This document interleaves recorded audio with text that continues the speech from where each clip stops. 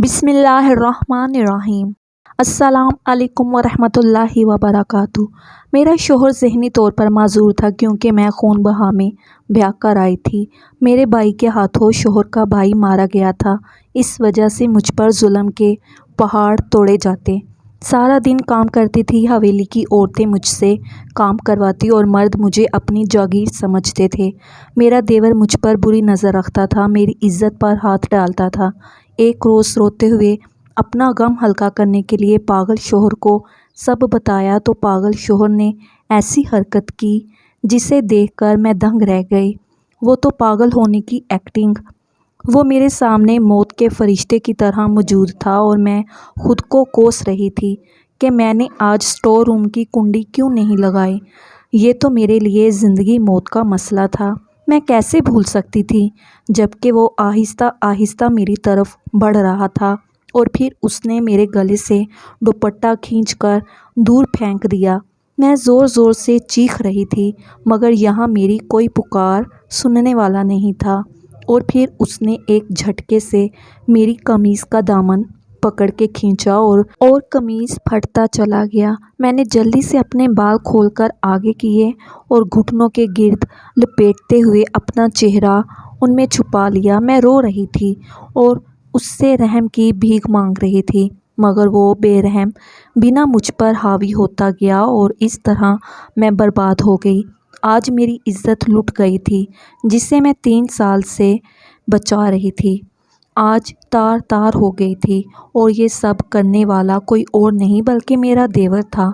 मुझे लगा था यही क़यामत की घड़ियां हैं, लेकिन मैं नहीं जानती थी कि मेरे ऊपर यह क़यामत रोज़ बीतने वाली है। 18वीं सदी से लेकर 21वीं सदी तक बहुत कुछ बदल गया है। इंसान ने तरक्की की कई मनाजिल तय कर ली हैं। जिस्मानी मशक्क़त से मशीनों पर, मशीनों से रोबोट तक पहुंच गया है। कच्चे मकानों की जगह पक्के मकानों ने ले ली है। छोटे कस्बे बड़े शहरों में तब्दील हो गए हैं। जगह जगह पर स्कूल, कॉलेज और हॉस्पिटल्स की सहूलियात मैसर हैं। दिनों का सफ़र घंटों और घंटों का सफ़र मिनटों में तय होने लगा है। फ़ज़ाओं का सीना चीर कर इंसान खला में पहुंच गया है और चाँद और दूसरे सैयारों पर भी ज़िंदगी के आसार ढूंढने लगा है। मगर तरक्की के इतने मनाजिल तय करने के बावजूद उस सदी से लेकर इस सदी तक एक चीज़ मतवातर कायम है, वो है औरत की तस्लील। कई ज़माने गुजर जाने के बावजूद औरत आज भी इसी तरह ज़िल्लत उठा रही है जैसे कि ज़माना जाहलियत में उठा रही थी। हाँ, बस औरत को रुस्वा करने के अंदाज़ बदल गए हैं। पहले ज़माना जाहलियत में लोग बेटियों को पैदा होते ही ज़िंदा दफन कर दिया करते थे। फिर हमारे प्यारे नबी करीम हज़रत मोहम्मद मुस्तफ़ा सल्लल्लाहु अलैहि वसल्लम का दीन आया और आप सल्लल्लाहु अलैहि वसल्लम सबके लिए रहमत का पैगाम बनकर आए। बेटियों को उनके हकूक़ मिलने लगे और औरत का बोलबाला हो गया। उस ज़माने में औरत ने जंगों में भी हिस्सा लिया, घोड़ा सवारी, तलवारबाजी और तीर अंदाज़ी भी सीखी, घरदारी भी संभाली और दीन की अशात का काम भी किया। दीन इस्लाम ने माँ के कदमों में जन्नत रख दी तो बीवी को आधा दीन करार दे दिया, बेटी को रहमत बना दिया तो बहन को गैरत बना दिया, अलगर्ज औरत के हर रूप को मोहब्बत करार दे दिया। मगर आज का ज़माना फिर से जहलियत का ज़माना बन गया है। अब बेटियों को ज़िंदा दफन तो नहीं किया जाता, लेकिन ऐसे काम ज़रूर किए जाते हैं जिनसे बेटियां जीते जी ज़िंदा दरगोर हो जाती हैं। कभी उन्हें तालीम के हक़ से महरूम रखा जाता है तो कभी दुगनी उम्र के मर्द से बिना उसकी मर्ज़ी पूछे शादी की जाती है। कहीं पर औरत को वनी कर दिया जाता है तो कहीं उसे खून बहा के बदले दे दिया जाता है। ये मुआशरा कल भी मर्दों का था और आज भी मर्दों का है। यहाँ सिर्फ मर्दों की आज़ादारी चलती है, औरत को अपने लिए बोलने का हक़ हासिल नहीं है। मेरे ऊपर भी मेरे घर के मर्दों की आज़ादारी चली थी और मैंने ऐसे जुर्म की सज़ा पाई थी जो कभी किया ही नहीं था। सितम ये था कि पढ़ी लिखी होने के बावजूद मैं अपने लिए कुछ नहीं कर सकती थी। मैं अपनी उन्हीं सोचों में गुम थी जब मेरी कमर पर एक ज़ोरदार लात पड़ी और मैं दर्द की शिद्दत से बिलबला उठी। پیچھے مڑ کر دیکھا تو میری ساس آنکھوں میں قہر لیے مجھے گھور رہی تھی۔ کہنے لگی، ہڈ حرام، کام تیرا باپ آ کر کرے گا، پتہ نہیں کس عاشق کے خیالوں میں کھوئی ہوئی ہو۔ میں جلدی سے اٹھی اور ہڑبڑاہٹ میں کام کرنا شروع کر دیا۔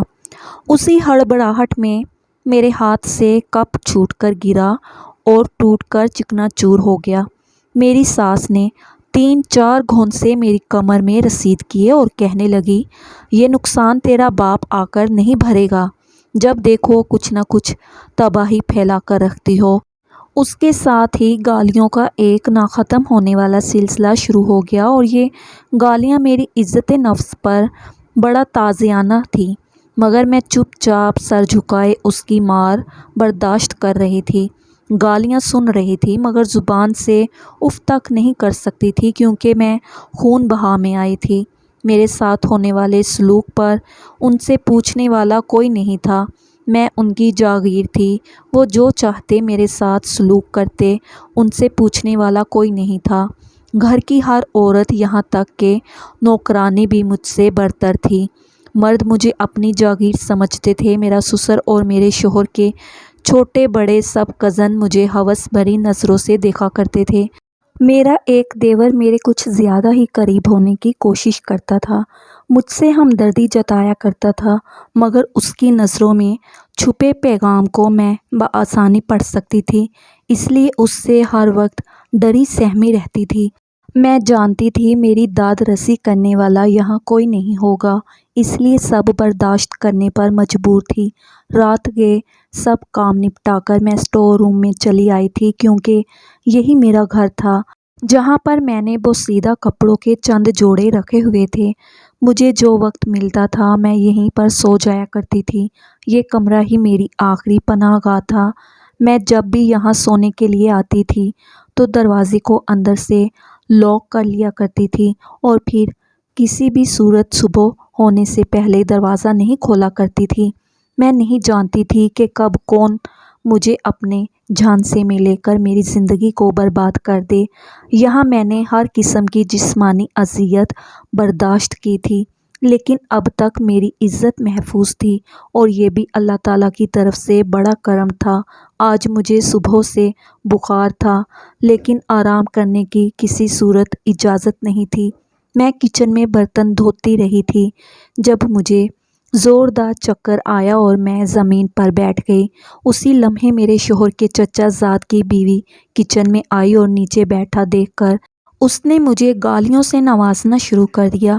گالیاں شاید اس خاندان کی پرانی روایت تھی، لیکن سوائے ان گالیوں کو سننے کے میرے پاس اور کوئی چارہ نہیں تھا۔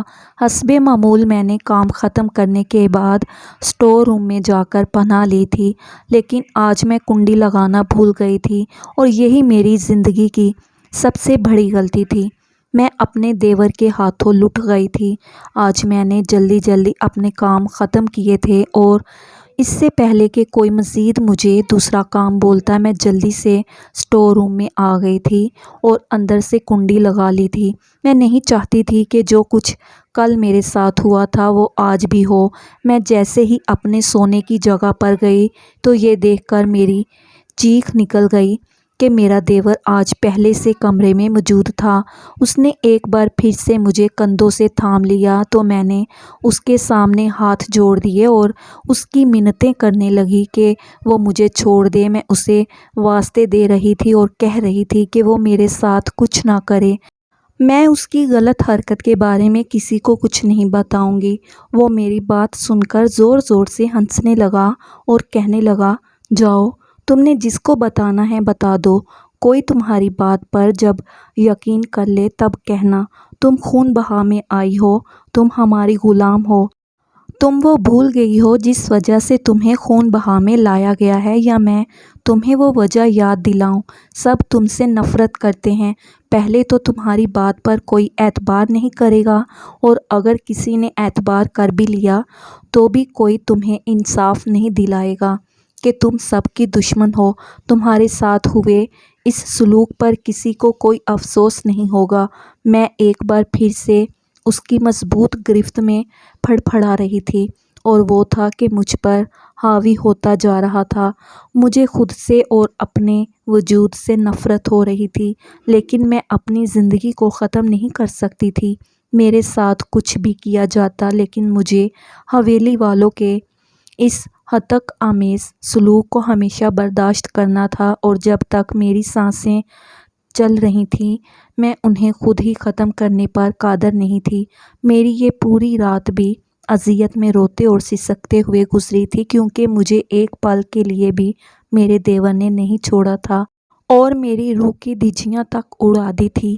میں نے رونے کی کوشش کی تو میری آنکھوں میں آنسو بھی نہیں آ رہے تھے اور نہ ہی مجھ سے رویا جا رہا تھا۔ میری آنکھوں سے آنسو گرے اور پہلی بار میں نے اللہ تعالیٰ سے شکوہ کیا، اور کچھ نہیں بھی دیا تھا نہ صحیح، بھلے ہی مجھے خون بہا میں دے دیا تھا، مگر کم از کم اتنا ہوتا کہ میرے شوہر کے حواس تو بحال ہوتے۔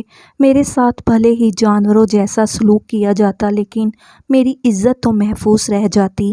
ایک ذہنی مریض کے ساتھ میری شادی ہو چکی تھی جو بالکل پاگل تھا، اسے پتہ ہی نہیں تھا کہ میں اس کی بیوی ہوں، تو میری عزت کی حفاظت کیا خاک کرتا۔ آنسو میری آنکھوں سے ٹوٹ ٹوٹ کر بہہ رہے تھے۔ میں اس وقت صرف اور صرف اپنے لیے موت مانگ رہی تھی۔ صبح فجر کی اذانوں سے کچھ دیر پہلے میرا دیور خود بھی تھک گیا تو مجھے ایک ٹھوکر رسید کرتے ہوئے وہاں سے چلا گیا، جبکہ میں ویسے ہی بے یار و مددگار پڑی رہ گئی۔ میں نے اٹھ کر اپنے گرد دوپٹہ لپیٹا اور اپنے شوہر کے کمرے کے پاس جا کر بیٹھ گئی۔ کچھ دیر بعد دروازہ کھلا تو میرا شوہر ہاتھ میں اپنا بھالو لیے کھڑا تھا۔ میں اس کے قریب جا کر بیٹھ گئی اور اس سے کہا کہ میری تمہارے ساتھ شادی ہو گئی ہے، لیکن تمہارے حواس ہی بحال نہیں ہوتے۔ تمہیں معلوم ہی نہیں ہے کہ یہاں میرے ساتھ کیا ہو رہا ہے۔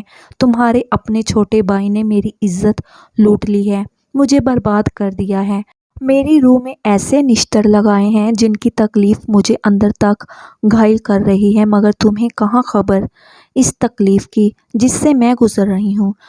اپنے بھائی کی موت کا تم نے خوب بدلہ لے لیا ہے، مجھے جیتے جی مار دیا ہے۔ میرے بھائی نے قتل کیا تھا تو اس سب میں میرا کیا قصور تھا؟ خون بہا کے بدلے میری جان ہی لے لیتے۔ میں اپنے دل کا غم ہلکا کر رہی تھی۔ ایسا پہلی بار ہوا تھا کہ میں اپنے شوہر کے کمرے میں آئی تھی اور اس سے کوئی بات کر رہی تھی، کیونکہ اب میرا دل بھر چکا تھا، میری برداشت ختم ہو چکی تھی۔ مجھے کوئی ایسا چاہیے تھا جس کے ساتھ میں اپنا غم بانٹ سکتی۔ کافی دیر اپنے دل کا حال سنانے اور اپنا دل ہلکا کرنے کے بعد میں نے اب یہاں سے جانا چاہا، کیونکہ اگر کوئی مجھے یہاں پر اپنے شوہر کے ساتھ بیٹھے ہوئے دیکھ لیتا تو قیامت آ جاتی۔ بھلے ہی میرا شوہر پاگل تھا، لیکن پھر بھی مجھے اس کے قریب تک نہیں بھٹکنے دیا جاتا تھا۔ میں نے اسے دور سے ہی ایک دو بار دیکھا تھا۔ اس وقت بھی جیسے ہی میں اپنے دل کا حال سنا کر جانے کے لیے اٹھی تو اس نے ایک جھٹکے سے میرا ہاتھ پکڑ لیا۔ میں نے سہم کر اس کی طرف دیکھا، مجھے لگا تھا کہ اب یہ مجھے مارے پیٹے گا یا شور مچائے گا، میرے ساتھ کوئی غلط سلوک کرے گا، مگر یہ جان کر میری حیرت کی انتہا نہیں رہی کہ میرا شوہر تو پاگل ہونے کا ناٹک کر رہا تھا۔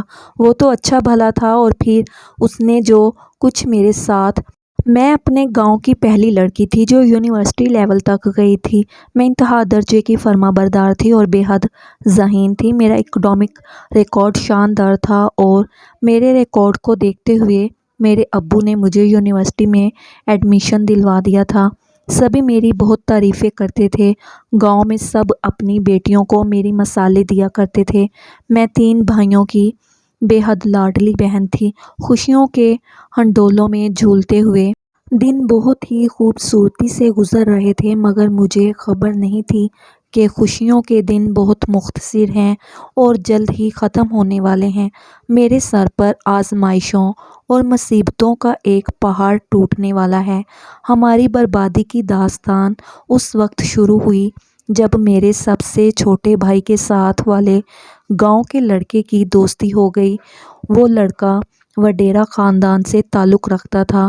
ابو کو جب ان دونوں کی دوستی کے متعلق پتہ چلا تو ابو نے میرے چھوٹے بھائی کو اس سب سے باز رکھنا چاہا اور کہا کہ فہیم ایسا نہ کرو، وہ وڈیرا خاندان سے تعلق رکھتے ہیں اور ہم انتہائی شریف لوگ ہیں، کہیں ایسا نہ ہو کہ ان کی دوستی ہمارے گلے پڑ جائے، کچھ ایسا ہو جائے جس کا بھگتان ہمیں ساری زندگی بھگتنا پڑے۔ ابو انتہائی شریف النفس انسان تھے، پڑھے لکھے تھے، بینک میں اعلیٰ عہدے پر فائز تھے، لیکن اپنی روایات سے جڑے ہوئے تھے۔ انہوں نے آج تک اس گاؤں کو نہیں چھوڑا تھا جس میں ان کا جنم ہوا تھا۔ ہر روز شہر میں بینک آنے جانے کے لیے انہیں 1.5 گھنٹے کا وقت لگا کرتا تھا، مگر وہ یہ سفر بخوشی طے کر لیا کرتے تھے۔ وہ بچپن سے یہیں پلے بڑھے تھے، اس لیے انہیں یہاں کے لوگوں کی خصلت کا اچھے طریقے سے اندازہ تھا۔ وہ نہیں چاہتے تھے کہ کوئی مصیبت ہمارے گلے پڑ جائے، اور پھر وہی ہوا جس کا ڈر تھا۔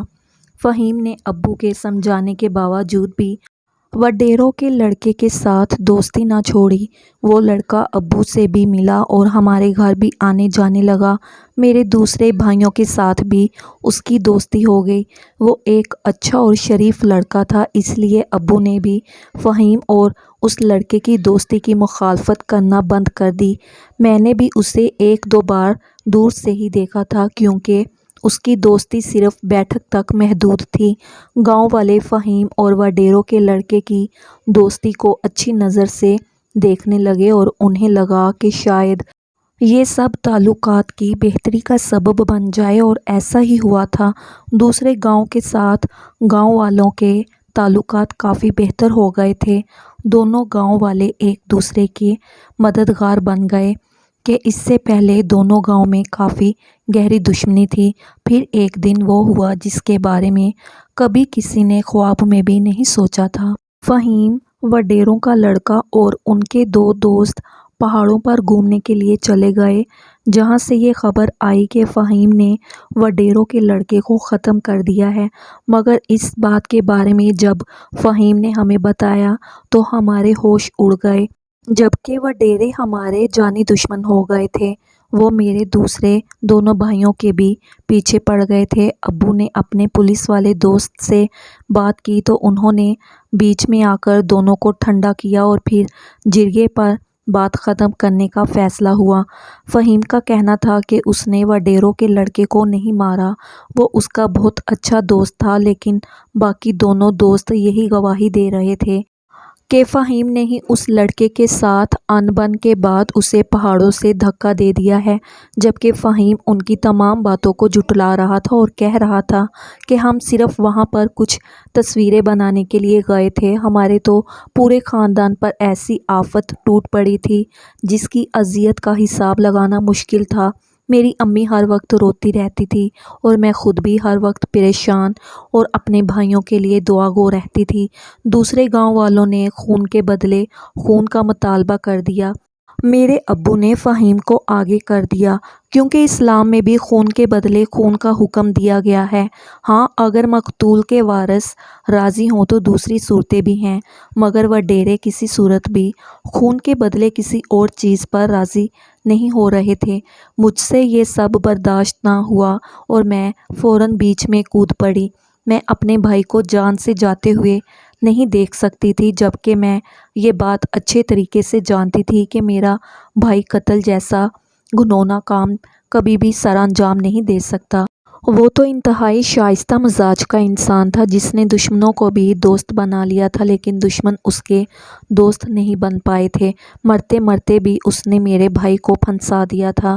جرگے نے وڈیروں کے سامنے خون کے بدلے خون بہا دینے کی پیشکش رکھی تو قتل ہونے والے لڑکے کا چچا مونچھوں کو تاؤ دینے لگا اور کہنے لگا کہ بہادر خاندان کا ایک ہی بڑا بھائی ہے جسے بہادر خان کی موت کا صدمہ لگا ہے، وہ پاگل ہو گیا ہے۔ بہادر خان کا باپ بھی بہت پہلے مر چکا ہے، جبکہ ہم عورتوں کو ان تمام معاملوں میں نہیں ڈالتے، اس لیے بہادر خان یعنی وڈیروں کا لڑکا جو قتل ہو گیا تھا، چچا ہونے کی صورت سے میں خون بہا کو قبول کرتا ہوں۔ اس کی بات سن کر میرے ابو اور تینوں بھائی شدید غصے میں آ گئے۔ میرے بھائی نے مجھے دھکا دے کر پیچھے کیا اور کہنے لگا کہ نہیں، خون کے بدلے خون ہی لو، ہم خون بہا کسی صورت نہیں دیں گے۔ اور میرے دونوں بھائی بھی یہی کہہ رہے تھے۔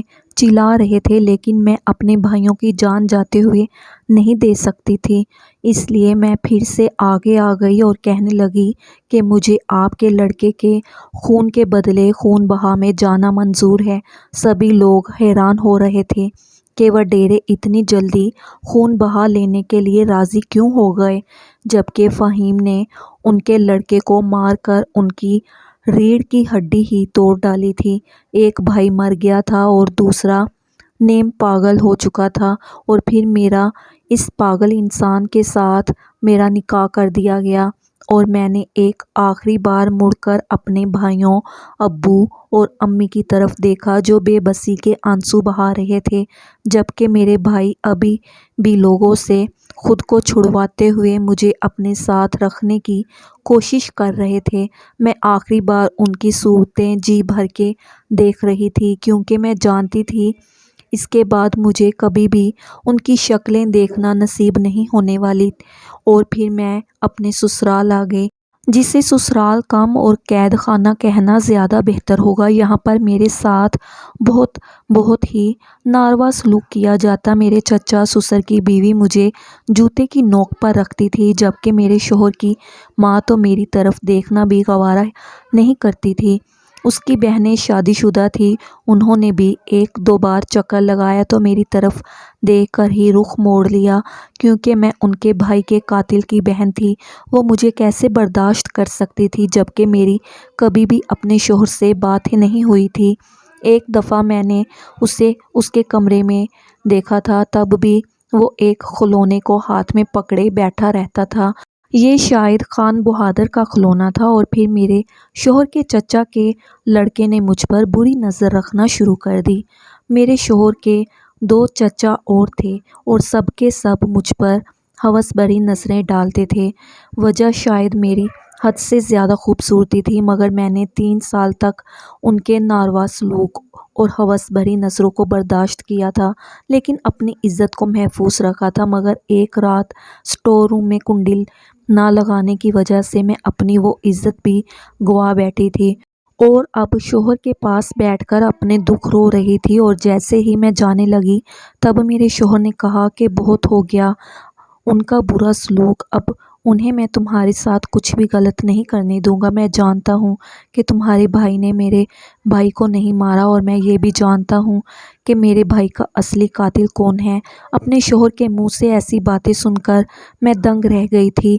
तो क्या वो पागल नहीं था, सिर्फ पागलपन का ड्रामा कर रहा था, जिस पर उसने मेरी हैरत भरी नज़रों को किसी खाते में न लाते हुए बाहर की जानिब कदम बढ़ाए और एक धाड़ के साथ सभी को इकट्ठा कर लिया। मेरे शोहर के चचा भी उसके सामने इस तरह सर झुकाए खड़े थे जैसे वो उनका कोई हाकिम आला हो और वो सारे उसके ग़ुलाम। मैं बेयकीनी से ये सब मनाजिर देख रही थी। मेरे शोहर ने मेरे चचा ससुर का गिरेबान पकड़ लिया और कहा कि इस दौलत और जायदाद के लिए आप इस हद तक गिर जाएंगे, मैंने कभी नहीं सोचा था। आपने मेरे बहादुर को मार दिया, आपने उसका खून कर दिया, और फिर साथ वाले गांव के लड़के को बेगुनाह होते हुए भी गुनहगार करार दे दिया, जबकि आप अच्छे तरीके से जानते थे कि बहादुर खान इस लड़के की कितनी तारीफ़ें करता था, उसमें उसकी जान बसा करती थी। इन सब से नीयत ना भरी तो उनकी लड़की की खूबसूरती देखकर मेरे भाई का खून बहा ले लिया। आप हमारे इतने ही सगे होते तो खून के बदले खून का मुतालबा करते, ना कि उनकी लड़की की खूबसूरती को देखकर मेरे भाई का खून माफ़ कर देते। मेरा शोहर गरज रहा था, मेरे चचा ससुर की टांगें कांप रही थी, और यही हाल उनकी औलादों का था। मेरे शोहर ने उन तमाम लोगों को अपने घर से निकाल दिया। मैं रात गए तक किचन में बैठी रही थी। मेरी सास ने भी मुझसे माफ़ी मांग ली थी, लेकिन मैं अपने शोहर के सामने कैसे जाती और उसे क्या कहती, जबकि मैं तो उसके लायक भी नहीं रही थी। मैंने सोच लिया था अपने शोहर से ये मुतालबा करूँगी कि मुझे मेरे मायके वापस भेज दिया जाए। میں رات جیسے تیسے کچن میں ہی بسر کر لیتی ہوں۔ میں نے برتن دھونے والی شیلف پر اپنا سر رکھا اور وہیں بیٹھے بیٹھے سو گئی۔ ابھی مجھے سوئے ہوئے کچھ ہی دیر گزری تھی جب اچانک عجیب سے احساس سے میری آنکھ کھلی۔ میں نے آنکھ کھول کر سامنے دیکھا تو میرا شوہر میرے سامنے بیٹھا ہوا تھا اور میرے چہرے پر آئے ہوئے بال پیچھے ہٹا رہا تھا۔ میری سانسیں حلق میں ہی اٹک گئی۔ اس نے میرا ہاتھ پکڑ کر مجھے کھڑا کیا اور کہا کہ فوراً منہ ہاتھ دھو کر کمرے میں آؤ، مجھے ضروری بات کرنی ہے۔ میرا شوہر تو حکم سنا کر چلا گیا تھا جبکہ میں دھڑکتے دل کے ساتھ ابھی بھی وہیں کھڑی ہوئی تھی۔ مجھے ایسا لگ رہا تھا جیسے میں جیسی بھی ہوں میرا شوہر مجھے قبول کر لے گا۔ میں نے منہ ہاتھ دھویا اور اس کے کمرے کی طرف قدم بڑھا دیے۔ میرے قدم من کے بھاری ہو رہے تھے اور میرا جانے کو بالکل بھی دل نہیں کر رہا تھا، لیکن مجھے اس کا سامنا تو کرنا ہی تھا۔ یہی سوچ کر اپنے دل کو مضبوط کرتے ہوئے میں اس کے کمرے میں چلی گئی۔ میں اپنے شوہر کے سامنے جا کھڑی تو اس نے میرا ہاتھ پکڑ کر مجھے اپنے سامنے بٹھا لیا اور کہنے لگا کہ سب سے پہلے تو میں تم سے شکوہ کرنا چاہتا ہوں کہ تمہارے ساتھ اس قدر برا سلوک ہو رہا تھا، اس کے باوجود بھی تم نے مجھے بتانا ضروری نہیں سمجھا۔ تم نے پہلے مجھے یہ سب کیوں نہیں کہا؟ یہاں تک کہ کوئی تمہیں ہوس بھری نگاہوں سے دیکھتا رہا، تمہاری عزت کے ساتھ کھیل گیا، تب بھی تم نے مجھے بتانا گوارا نہیں کیا۔ تم تو شہر کی پڑھی لکھی لڑکی ہو، کیا تمہیں معلوم نہیں تھا کہ تمہارے حقوق کیا ہیں؟ تب میری آنکھوں سے آنسو برسنے لگے۔ میں نے اسے کہا کہ آپ کے حواس بحال نہیں تھے اور نہ ہی مجھے آپ سے ملنے دیا جاتا تھا، یہاں تک کہ کوئی مجھے آپ کے سامنے بھی نہیں آنے دیتا تھا، تو پھر میں کیسے آپ کو سب کچھ بتاتی؟ آج بھی جب میری برداشت ختم ہو گئی تو میں آپ کے پاس آئی۔ میرے شوہر نے بے اختیار مجھے سینے سے لگا لیا اور کہنے لگا کہ اب تک تم نے بہت برداشت کر لیا۔ میں پاگل نہیں ہوا تھا، بس سچ جاننا چاہتا تھا اور اپنے بھائی کے قاتل کا پتہ لگانا چاہتا تھا۔ مجھے تمہارے بھائی پر یقین تھا کہ وہ میرے بھائی کا قتل نہیں کر سکتا۔ تم فکر نہ کرو، میں تمہیں تمہارے گھر والوں سے کل ضرور ملوا کر لاؤں گا اور آج سے ہم اپنی زندگی کی نئی شروعات کریں گے۔ گزری تمام باتوں کو بھول جاؤ، اگر ہو سکے تو پلیز مجھے معاف کر دو۔ میں نے آہستگی سے اس کے سینے پر سر رکھ کر آنکھیں بند کر لیں کیونکہ لمبی مسافت کے بعد اب مجھے گھنی چھاؤں نصیب ہو چکی تھی۔ ناظرین، مزید اس طرح کی سبق آموز کہانیاں اور واقعات سننے کے لیے ہماری ویڈیو کو لائک کریں، شیئر کریں اور ہمارے چینل کو سبسکرائب کرنا مت بھولیے گا۔ شکریہ، اللہ حافظ۔